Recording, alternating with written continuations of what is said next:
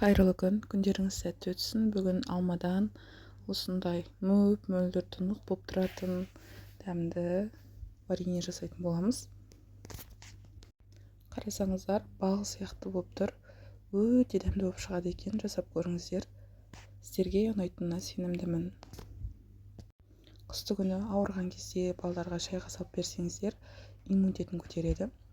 Бақшаның осындай қышқылдау алмасын жинап алдым. Жақсылап жуып, 2-3 мәрте жуып тазалап аламыз. Дәмі деген керемет, бақшаның алмалары, иісі деген бұрқырап тұр. Енді осы алмаларды қалауларыңызға қарай турап аласыздар. Майдалап, көбіктеп, немесе мясорубкадан өткізсеңіздер де болады. Осындай ірілеп турадым. 1 лимонды сыртымен майдалап турап қосып жібердім. Және де 2,5 килограмм алма шықты.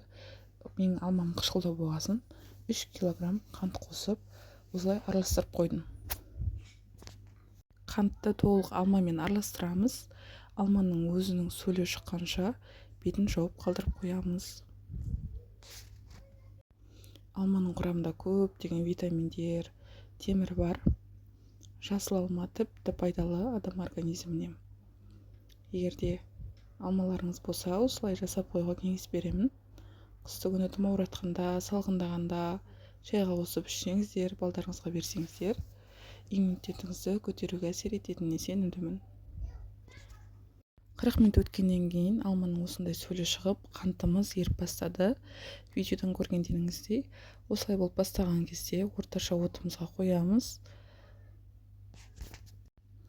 Содан қайнағанға дейін күтеміз. Қайнағаннан кейін қайнап бастады. Енді 20 минут толық қайнатамыз. 20 минут таймерге қойып қойсаңыздар да болады. 20 минут қайнағаннан кейін толық суығанша күтеміз. Міне осы кезде тоқтап тұр, суытып жатырмын. Вареньемізді екінші мәрте қайнатамыз. Тағы да 20 минут таймерге қойып, осылай қайнатып аламыз. Бұл не үшін керек? Бізде вареньеміз ішіндегі жемісі езіліп кетпеу үшін, осындай мөп-мөлдір болып шығу үшін, күйіп кетпеу үшін керек. Осылай жәймен араластырып, ас үстіне араластырып тұрсаңыздар да болады. Міне қайнап болып қалды. Енді осы кезде банкымызды булап бастаймыз. Осындай мөлдір, өте дәмді, бал сияқты осындай варенье шықты. Жасап көріңіздер. Банкіні қақпақтарын осылай қайнатып аламыз. Банкілерімізге ыстықтай вареньелерімізді құйып аламыз. Төңкеріп қоямыз. Аузына ақпайды ма, дұрыс жабылды ма тексереміз. 6 сағат, 12 сағат тұрса жеткілікті. Ас болсын, өте дәмді болып шығады. Жасап көріңіздер.